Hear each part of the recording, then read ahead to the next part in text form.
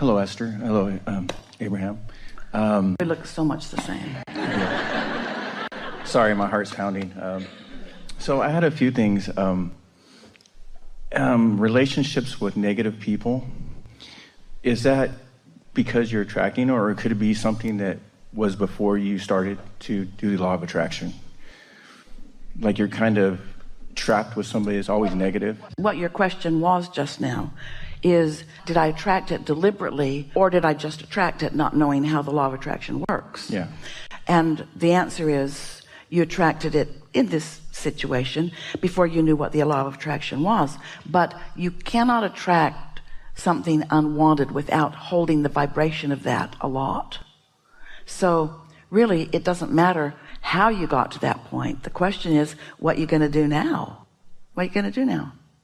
It's kind of one of those things where I'll meditate, I get up, I can get on a good mood, and first text is, something bad. So I'm driving along in a good mood, going to work, and then this bad text comes up. Whether you're talking about your point of attraction in relationship to the whole world, in relationship to a work environment, in relationship to a personal relationship, whether it's the whole world that you're attracting from or one person, is still attraction, attraction, attraction. And what we mean by that is that whether it's the whole world or one person, there are things that when you focus upon them, you feel good about. And there are things that when you focus upon them, you feel bad about. And it feels a little confusing to you because in your scenario here, you were feeling good until they were not feeling good, and then they dumped their not feeling good into your what you were feeling good, and then you didn't feel good. So it feels like they are the reason that you don't feel good. But there was something that happened before any of that happened, and that was you had a vibration of expectation about what you were going to get from that person. And you know what's really an important thing to realize is that your vibration is where you last left it on every subject. So since that's something that often happens, it comes to be a practiced vibration. That's what a belief is. It's a vibration or a thought that you continue to think. Expectation and belief are just practiced thoughts. So the remedy is you've got to think other thoughts, even though those are the most obvious logical thoughts. And that feels annoying. It makes you want to yell, why do I have to do the calibrating? That's the one causing the trouble. Why do I have to do all of the calibrating? And we say, because you are the attractor to you. Sometimes you have to step back away from it. It's nice when you can get away.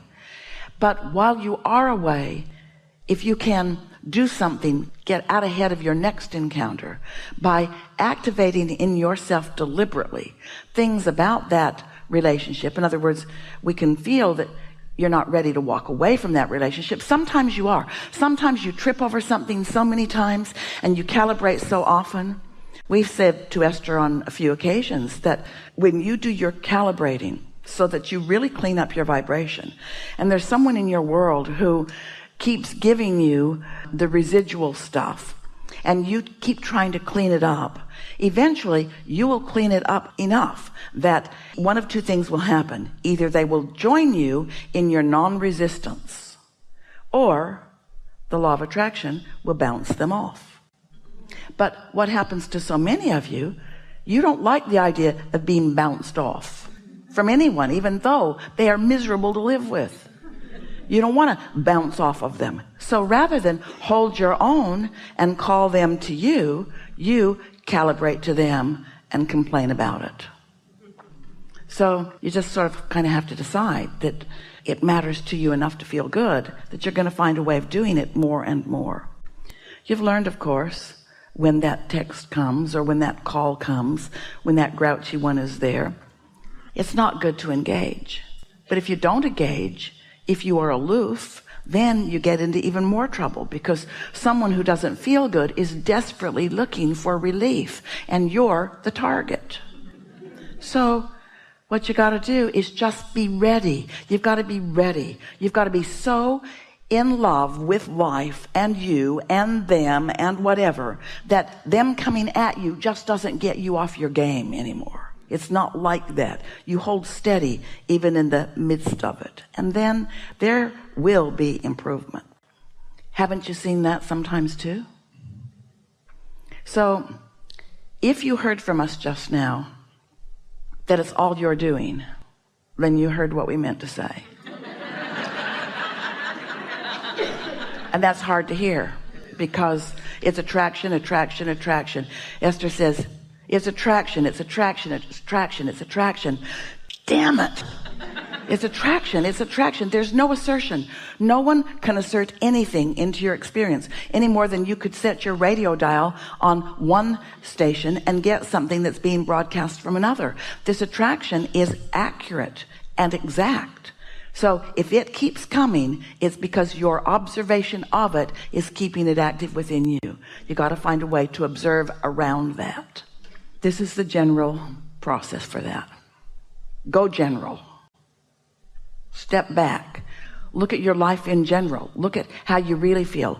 Acknowledge how good you were feeling, what a good mood you were in and often are in, what your true nature is, how well your life is going on most regards, how well you get along with people.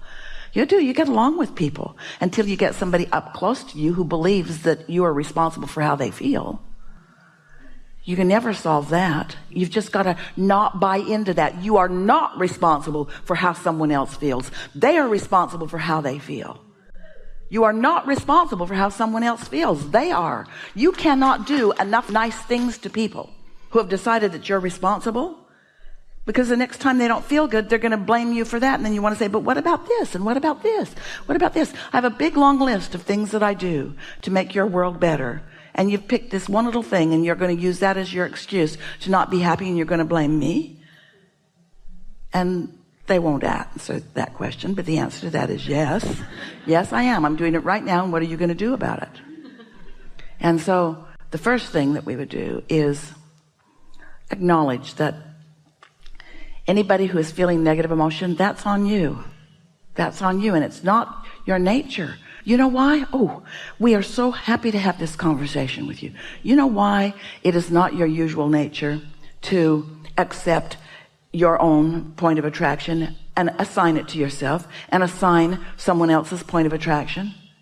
Here's the primary thing that humans do that makes that not come naturally to you at first. This is going to be an interesting way of approaching this, because you are harmonizers. You're natural harmonizers. Well, now that sounds like you're natural calibrators. It means the same thing. You are natural harmonizers. You're seeking harmony. You're seeking balance all the time. It's why you're able to walk under more difficult conditions. It's why the first little thing doesn't just cause you to fall right down. You are stabilizers. You do have a sort of gyroscope, not only in your physiology, but in your psychology. You are natural balancers. But what that means to some of you is that because you want so much for the people around you or the person around you to get you, to understand you, that you try hard to get them to do that. So if they show a little sign of unhappiness, you try to harmonize or compensate for that.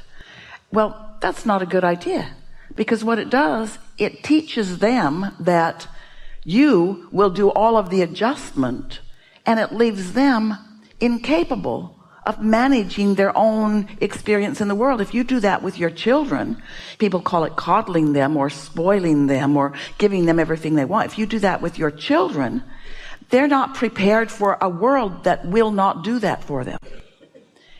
You want them to know about the law of attraction. You want them to know that it's what they're offering vibrationally that is bringing back to them whatever they're getting. And there's nothing inappropriate about letting someone attract discomfort from you, and maybe even angry words, to let them know you are attracting this from me. It's not what I want to give you, and I'm doing my best to calibrate in ways so that it's not what I give you, but you make me feel this way because you feel so strongly this way about me. Attraction is this two-way street all the time, isn't it?